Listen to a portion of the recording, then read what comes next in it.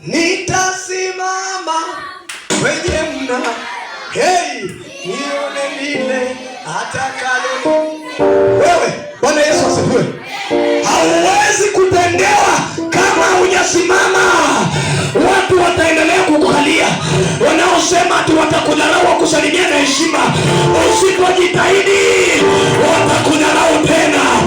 Lakini nasema ya kwamba hakuna kudharauliwa imeisha, hakuna kuchekelewa imeisha, hakuna kukaa kwa mifugo. The time is now. May Lord lift your life.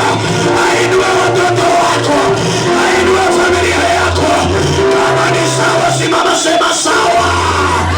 Kama ni sawa sema sawa. Kama ni sawa sema ya. Kama ni wala sema fire. Inua tu mikono yako.